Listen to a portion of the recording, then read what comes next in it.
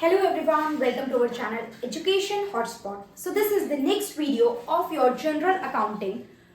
हम लोग प्रिपेयर कर रहे थे आपके EPFO के एग्जामिनेशन के लिए, जिसमें आपके EO, AO और APFC एग्जामिनेशन में अकाउंटिंग का कंसेप्ट जो है वो बहुत कॉमन है.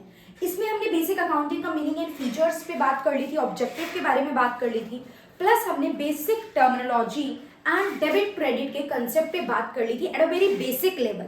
अभी एडवांस टर्मिनोलॉजी की क्लास हम लोग लेंगे, जिसमें हम लोग आउटस्टैंडिंग एक्सपेंस, एक्रियूड इनकम, इन सब टर्मिनोलॉजी पे बात करेंगे.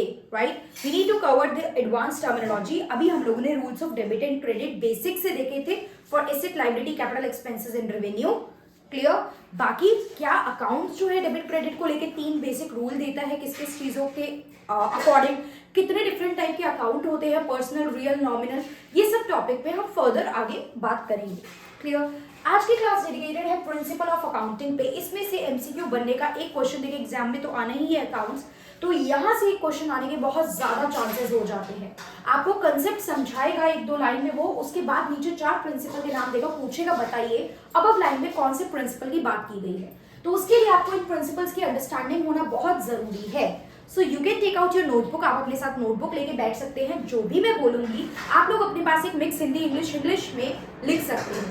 प्लस रही बात नोट्स की, if you guys are need of the notes, अगर आप लोगों को उसकी नोट्स की जरूरत है तो आप लोग मुझे कमेंट करेंगे. I will provide you the notes free of cost Telegram channel पे. तो जो एजुकेशन हॉटस्पॉट का टेलीग्राम चैनल है, there you will get the notes of the particular classes जो भी अब तक हुई, beat auditing, beat accountancy, labour law की तो भी इंट्रो एक्ट के बारे में ही हमने देखा था. एक एक करके उसका एक्ट भी हम लोग स्टार्ट कर देंगे. एंड आई विल ट्राई कि उसका मैं कोशिश करूंगी 1 पेज में, मतलब 1 in the sense front end back, एक पेज में आपको एक पूरे एक्ट के नोट दे दूं. तो इस तरीके से अगर हम लोगों ने 12-15 एक्ट अगर देखे थे कि हमें कवर करने हैं, तो 15 पेजेस में आपका वो पर्टिकुलर कंसेप्ट जो है कवर हो जाए. ट्रस्ट मी, क्वेश्चन बहुत डायरेक्ट आते हैं. अगर उतना पढ़ के जाओगे तो बहुत ज्यादा चांसेस, हाई चांसेस होंगे कि आप क्वेश्चन सही करेंगे. क्लियर. तो प्रिंसिपल पहले देख लेते हैं. The very first principle is business entity. अब यहाँ पे बिजनेस एंटिटी प्रिंसिपल कहता क्या है, आपका बिजनेस जो है वो एक सेपरेट एंटिटी है. बिजनेस एंड जो ओनर होता है, यानी कि जो बिजनेसमैन होते हैं, they are 2 different person. Do not mix them. ऐसा नहीं है ये मेरा ही तो पैसा है, मैंने जब मर्जी यूज कर लिया और मेरे पास कोई हिसाब ही नहीं है. नहीं, अगर आप बिजनेस में कुछ पैसा लेके आते हो, एज आई इन्फॉर्म यू, तो इनिशियल टाइम पे तो उसको कैपिटल बोलते हो और बाद में लाते हो तो वो एडिशनल कैपिटल बनती है. ओनर का पैसा बिजनेस में कैपिटल कहलाता है और आने जाने के अकॉर्डिंग डेबिट क्रेडिट करते हो. प्लस अगर ओनर बिजनेस से कुछ पैसा अपने यूज के लिए ले रहा है, ठीक है, तो that amount is known as drawing. And उस ड्रॉइंग पे आपको इंटरेस्ट भी देना पड़ता है. You are drawing the amount, withdrawing the amount from your business. Clear. So this is business entity concept or principle. Business and businessman are 2 separate person. आप उनको mix और merge करके नहीं चलेंगे. Next is monetary unit. अब monetary unit से आप लोग एक term माइंड में रखेंगे, that is quantitative. So anything that can be represented in quantitative manner, वही सिर्फ अकाउंट में आएगा. Accounts is all about number. इसकी सैलरी इतनी है, इतना खर्चा हुआ, इतना रेवेन्यू आया, दिस इज अकाउंट. कोई पर्सन 2 मैनेजर में से ये बेटर मैनेजर है, ये बेटर एफिशिएंट मैनेजर है, इसकी कैपेबिलिटी ज्यादा, कैलिबर ज्यादा, उससे कोई फर्क नहीं पड़ता. इसने इतने यूनिट बनाए, इसने इतने, इसने इतना टर्नओवर दिया, इसने इतना. तो जो न्यूमेरिक टर्म्स है, डेटा है, फैक्ट है, फिगर है, क्वांट्स है, मॉनेटरी फॉर्म में बात है, दैट इज ओनली अकाउंटिंग. सिर्फ वही अकाउंटिंग में हम लोग काउंट करते हैं. Next is time period. अब फॉर एग्जाम्पल देखिए, आप लोगों को कोई एग्जाम टारगेट करना है. अब आपने क्या करा, आज प्रिपेयर करना स्टार्ट करा और सीधा एग्जाम में जाके आपने क्वेश्चंस देखे और वहीं पे बहुत से बच्चे करते हैं ऐसा, सीधा वहीं अपने आप को टेस्ट करा और एनालाइज करा. लेकिन उससे बेनिफिट नहीं मिलेगा, उससे आपका नुकसान होगा. आप लोग क्या करते हो, जो मॉक्स देते हो, टेस्ट पेपर लगाते हो, अपने आप को चेक करने के लिए ही तो करते हो एक स्पेसिफिक टाइम पीरियड के बाद, सो दैट आप अपना रिजल्ट पता लगा सको और जो कमी आ रही है उस परफॉर्मेंस को आप लोग इंप्रूव कर सको. स्कूल लेवल से छोटे से ही यही होता आ रहा है. टाइम टू टाइम टेस्ट अपनी नॉलेज को करते रहो, सो दैट जो भी कमी रह जाए आप उसको करेक्ट कर सको. यही चीज बिजनेस में होती है. आप जो अकाउंट्स बनाते हो, ऐसा नहीं है आज बिजनेस स्टार्ट करा, जिस दिन शट डाउन करेंगे उस दिन देखेंगे फायदा हुआ नुकसान हुआ. नहीं, आप अपने बिजनेस को कुछ शॉर्ट इंटरवल ऑफ टाइम में बांट लेते हो, be 3 month, 6 month, a year, whatever.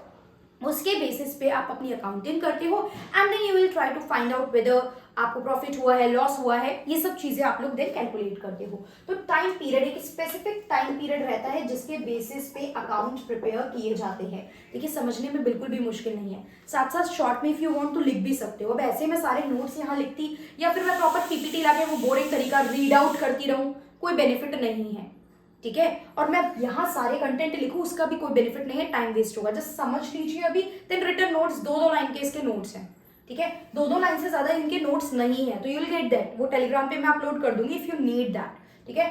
तो कमेंट अगर आप लोग करेंगे दैट यू नीड इट तो मैं उसको आपको टेलीग्राम पे भेज दूंगी। Then matching principle.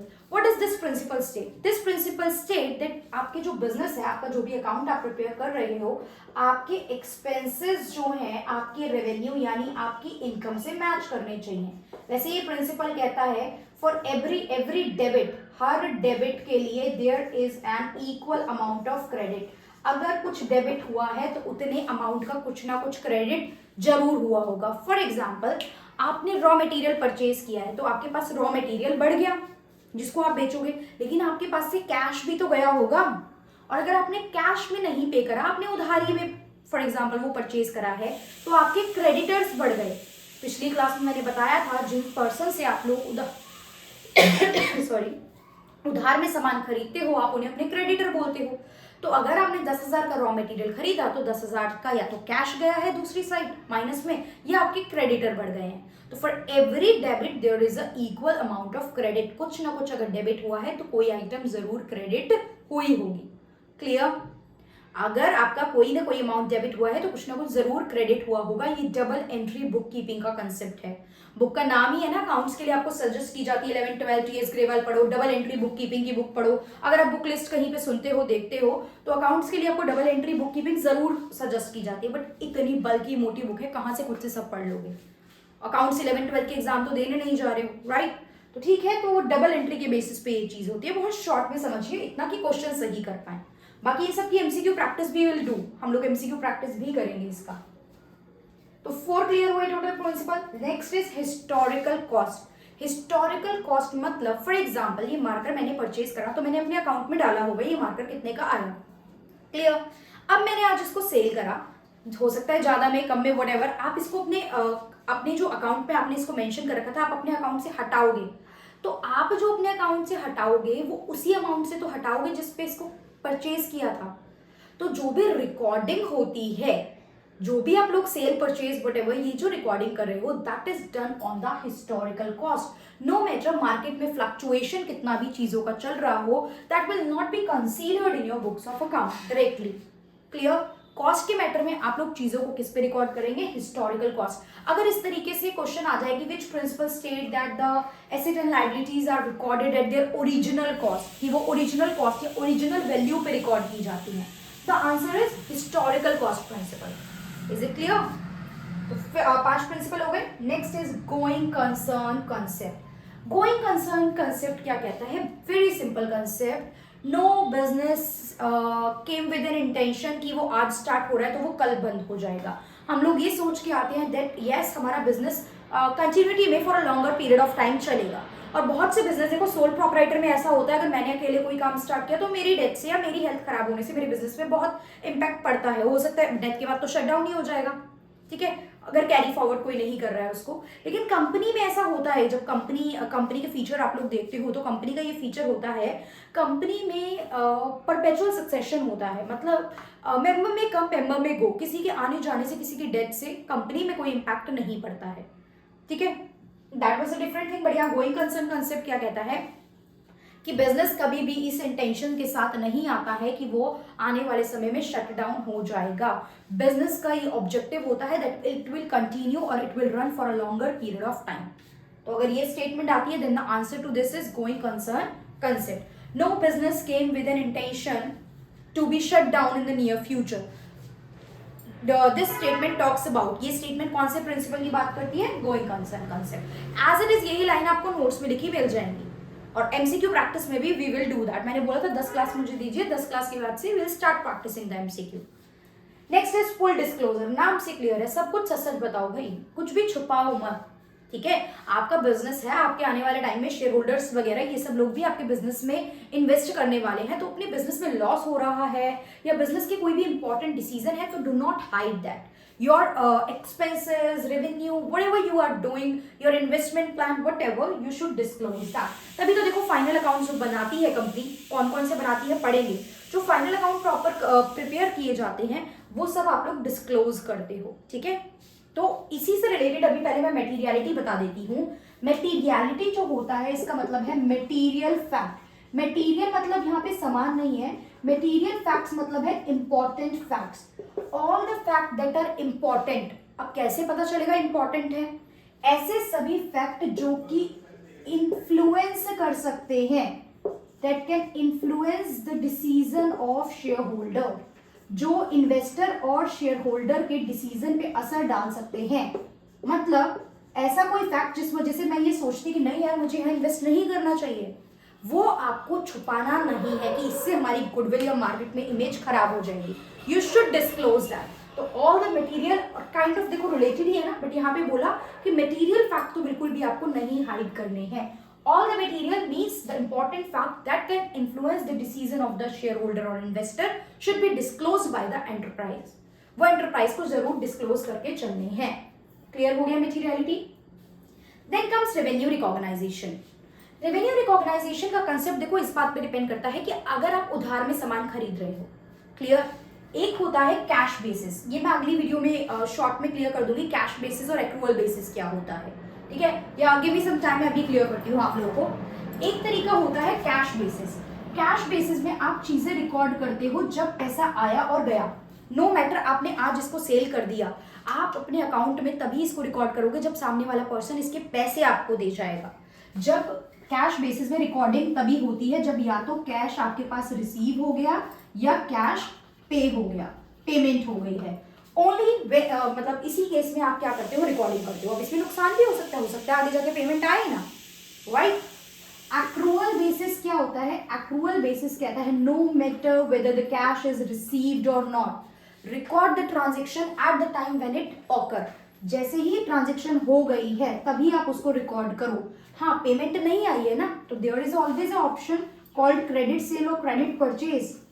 रिकॉर्ड कर लो, क्रेडिट सेल क्रेडिट परचेज में डाल दो, आपके डेटर और क्रेडिटर बढ़ जाएंगे। मैंने बताया था क्रेडिट सेल के केस में वो पर्सन बन गए आपके डेटर क्योंकि उनसे पैसा आना है, परचेज में आपको देना है तो ये बन गए आपके क्रेडिटर। क्लियर? तो ये रेवेन्यू रिकॉग्नाइजेशन यही कहता है रिकॉर्ड द ट्रांजेक्शन, अपनी इनकम को तभी रिकॉर्ड कर लो जब at the time when it occur, no matter whether the cash is received और नॉट। मतलब ये किसको सपोर्ट करता है? ये एक्रूअल बेसिस ऑफ अकाउंटिंग को सपोर्ट करता है। It is opposite to the cash basis, या it reject the conception of the cash basis.